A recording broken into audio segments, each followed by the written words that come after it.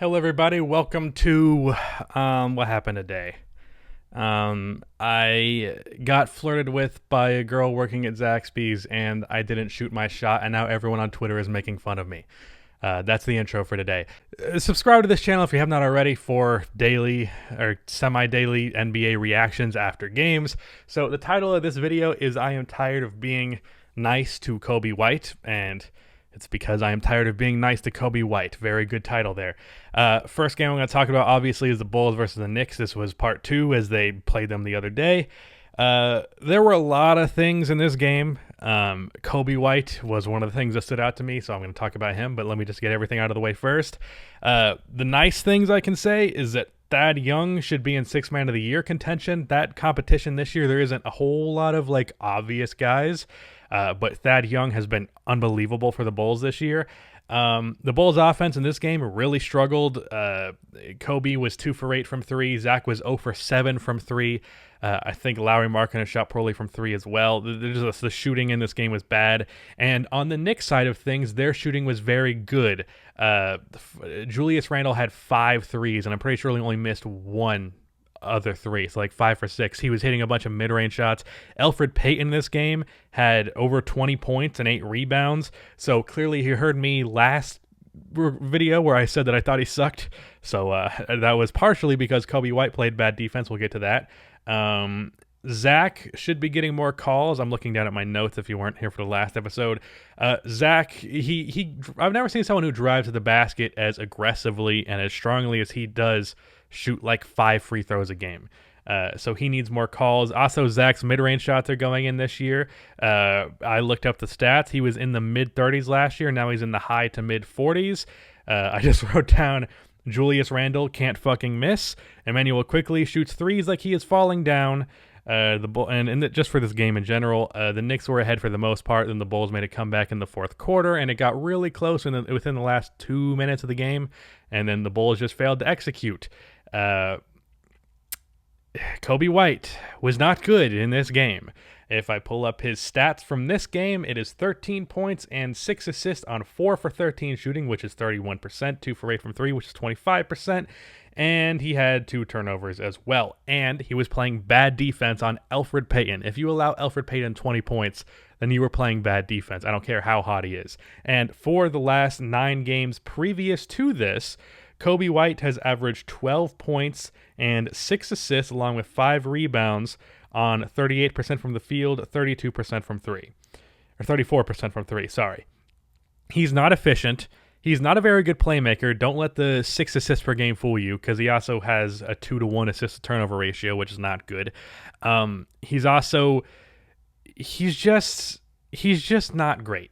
He's just simply not very good. And this isn't necessarily Coby White's fault, but the organization has chosen to make him a big focal point, and Bulls fans in general have chosen to make him a big focal point, and I'm kind of tired of it. I have talked about this before at length on my channel. Coby White is not all that amazing. I think at the best, he has potential to be a once or twice all-star and a guy who can average around 18 to 20 points per game for his career on relatively good efficiency while not being particularly good at everything else. A respectable passer, a respectable rebounder, and a respectable defender, but not great at any of those things.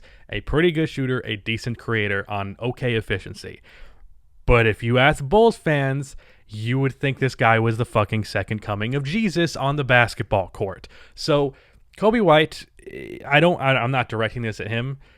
Just Bulls fans, stop overhyping him. I'm getting to the point where I kind of want him to be traded, just because I'm so tired of it. I don't think necessarily that they should, but I'm very, very tired of him being often one of the main reasons why we're losing these games. And I think Zach LaVine has proven himself to be at the level of talent right now where the Bulls should consider not focusing so much on young talent and rather just try to do what you can to win now. Of course, don't be reckless going in that direction, but Lonzo Ball is available in trades right now, potentially. I would do a Coby White for Lonzo Ball swap in kind of a heartbeat. I have a whole bunch of opinions on why Lonzo has been screwed over by the Pelicans this year, but his playmaking, his defense, and hopefully decent spot-up shooting, I think would be so much better on this team than Coby White. But that's the Bulls game out of the way. Next game that I want to talk about, I watched the first quarter of Hornets versus Sixers. The Hornets got blown out. They had 13 points in the first quarter. And they were down 17 in total for the first quarter, and they ended up making a comeback, but I didn't watch the last 3 quarters of this game. I just had a couple of notes. Ben Simmons had Devontae Graham on him in the post, and he passed it to Tobias Harris for a contested 3, and then brackets, stop being so passive. It's just an issue with Ben Simmons. Joel Embiid's face-up mid-range game is underrated. The Sixers are running a full bench lineup at times. Why not stagger Ben Simmons and Joel Embiid? I don't know if that's a consistent thing with them, but I noticed that, and it's like, you really should not be running full bench units if you can avoid it, and the Sixers are in a position to avoid it, I believe. Hornets offense can sometimes look flawless and also look like it has no direction, and conveniently, it tends to look in the better direction when LaMelo Ball is in the game. The Sixers, they had the 17-point lead and I left the game. So the Hornets made a comeback, and it got close for this game. The Sixers still won. I didn't watch the game, so other than the first quarter. The full games that I did watch after this are Hawks versus Mavericks and Celtics versus Kings. So for that Hawks and Mavs game, my notes for this game were so random. I didn't have any coherent thoughts throughout this entire game. This game, for the most part, was pretty bog standard, and I would say the games today, for the most part, were pretty bog standard. Even though this Kings-Celtics game was close, like, it felt pretty run-of-the-mill for the most part. So for the Hawks-Mavericks game, the first note I put, and this is mean, I don't even know if I should say this, but I just wrote, is Trae Young balding, or does he just have thin hair? Because I honestly can't tell. It depends on the angle you're looking at him. This is something I said for the last Hawks game that I watched. Clint Capella is really good on this team, and he is sometimes their second best player, which is a bit of cause for concern because like John Collins or Gallo should consistently be the second best player on this team, one of those two, but that's not really been the case. But it's also like a positive because Capella has just been that good this year. He's been great on both ends of the court, especially defense. The guy is carrying their defense. Dorian Finney-Smith is an underrated role player, and they should allow Jalen Brunson to do more off of the dribble and more as a playmaker. I've held that opinion for a while. I wrote Cam Reddish is frustrating because Cam is one of those players who has like really good moves. Like he makes a move and you're like, damn, that guy knows what he's doing. And then he just misses, like all the time. It's very frustrating when you have one of those players who's like, well, you know how to get open, but you don't know how to make a shot. And Cam Reddish, for the most part in his career, has been that player. And when you see him make a nice move, you're like, maybe this is it. Maybe Cam has finally taken that step. And then he continues to not. He had some hope to start this year, and then he's been back to not being great in the efficiency department, even though he is better than when he initially started, because as the season went on in his rookie year, he gradually got better, but he's been back to not very good this year for the Hawks, and that's pretty disappointing. This is something I felt for a while. There was a possession where there was a fast break. Kevin Huerter was kind of open from 3, and I believe it was Josh Richardson. No, it was Dorian Finney-Smith who was chasing him to get to contest the 3-pointer. Kevin knew the contest was coming, and he just pump faked, and Finney completely left his feet. And I'm like, why do defenders like jump aggressively to contest shots late when it's clear that a pump fake is coming? Like maybe it's because of the angle that I see in the game, but very often for me, partially because I can't fucking jump. But when I tend to not leap on contests unless I'm very confident that they're not going to try a pump fake. And I feel like so often I'm looking at a play and I'm like, it's obvious he's not going into the shot yet. Why are you jumping so aggressively? I see Steph Curry. I mean, I guess it makes sense with Steph because of just how deadly of a shooter he is. But so often he won't even pump fake. He'll hint at a pump fake. He'll move his hands up with the ball before dribbling for like, he'll do this. He'll do this with the ball.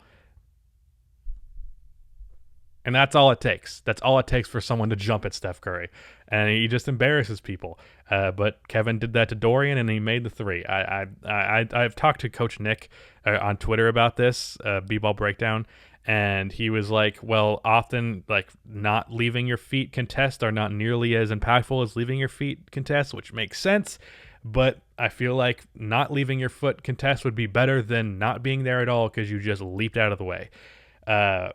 Anyways, I also wrote down Tim Hardaway takes a lot of dumb shots, but he also makes a lot of dumb shots. This is what we call J.R. Smith disease or whatever. Like, So often JR would take stupid shots. You're like, JR, why are you taking that shot? And then he makes it. Tim Hardaway has been compared to J.R. Smith before, and it's basically for that exact same reason. He walked into a three-pointer right into his defender with like 18 seconds on the shot clock off of a pass from Luka, I think. And I was like, bro, why would you shoot that in this situation? There's plenty of time on the clock. Your defender is right there, and you stepped into your defender. You actively stepped into your defender to get in your shot. Dropped like it was nothing. So that's just what Tim Hardaway is. And then I mentioned this. I mentioned these last 2 points with the last Hawks game I watched. I don't even remember who they were playing. I think it was the Celtics. Anyways, Kevin Huerter. Why is he dribbling so much? Especially they were running a lineup early in the fourth quarter where it was Kevin Huerter and Rajon Rondo, and they were the only two guards out there, obviously. And it was John Collins and I think Gallo and Clint Capella. And it was like Kevin Huerter was doing more dribbling than Rondo. Like, did you sign Rondo so he could be a spot-up guy while Kevin Huerter dribbles? Because you got that reversed. Rondo should be the playmaker and let Kevin Huerter be moving around screens trying to get threes, not the other way around. It was confusing how that was going on. The jury is kind of still out on Lloyd Pierce as a coach. There are a lot of people who think he's bad. People who think he's all right. That play confused me. And then I also said last time, I want to see Rondo and Trae Young minutes because I want to see Trae Young moving more off ball. I understand the mindset of, hey, once Trae Young's playmaking is out, we put Rondo's playmaking in. But why not put them both together so you have two great playmakers and Trae can get more off-ball three-pointers? But whatever. So this game, it was, if I remember correctly, it was relatively close. It was a 10-point game for a good amount of the fourth, and the Hawks kind of closed the gap, but the Mavericks ended up winning. It was another game that was like pretty bog standard, even though it was close. It's like we knew what the result was going to be. And I remember now it was the Lakers versus the Mavericks. That's the game I was talking about, not the Celtics. Kings versus Celtics. I will say this. I was playing Warzone for like half of this game, so I didn't catch all of it. But in case you're wondering, we did not win. Also, the DMR needs to be fucking nerfed. But anyways, first note I put, and I actually put it down twice, was damn, De'Aaron Fox is fast. Later on, I think somewhere in the third quarter, I wrote, damn, De'Aaron Fox is still fast. The Kings, this is just a general point about the Sacramento Kings. They have a lot of young talent, and they tend to waste it. I am considering my NBA series, which I finished this Sixers one, to be a Kings one, just because I really like Tyrese and I really like De'Aaron Fox, and I kind of like Harrison Barnes and Rashawn Holmes too. And speaking of Harrison Barnes, I wrote down Harrison Barnes is one of the best role players in the NBA and gets no credit for it. Good defense, like 16-6. Come on, man. He deserves more credit for that. Also a good floor spacer. He's a good role player. I realize it's fun to meme on him because of the 2016 finals, but Harrison Barnes is a good NBA player.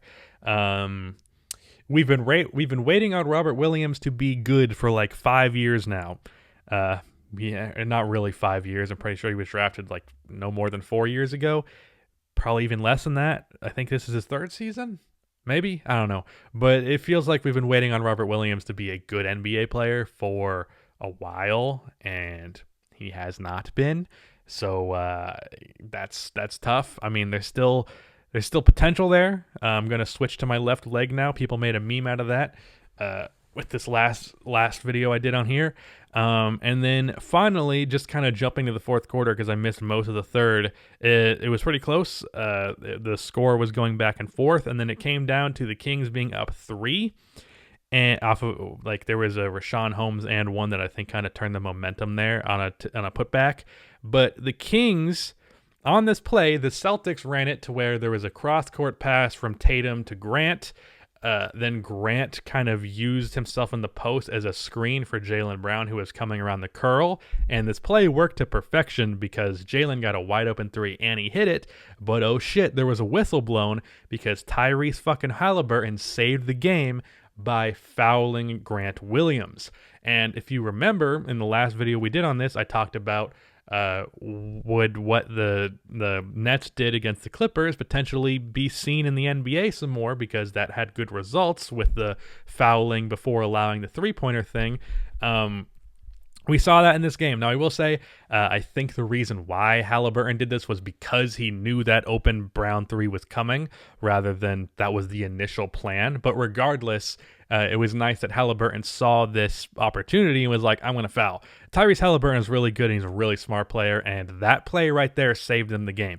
Now, they almost blew it because Grant Williams missed his free throws, and then they got an offensive rebound, and then Jaylen Brown got a three, or at least that's what I think happened, because there was a glitch with the stream that I was watching where Grant missed the free throw, and then it just cut to Jaylen Brown shooting, or Jason Tatum shooting a three in the corner, and it missed. So maybe there was a turnover up the inbound. I don't fucking know. But regardless, they had a chance at second. The Celtics had a second chance. Jason Tatum missed the three. Smart play by Tyrese Halliburton. And once again, this video is too long. I need to learn how to make these more concise.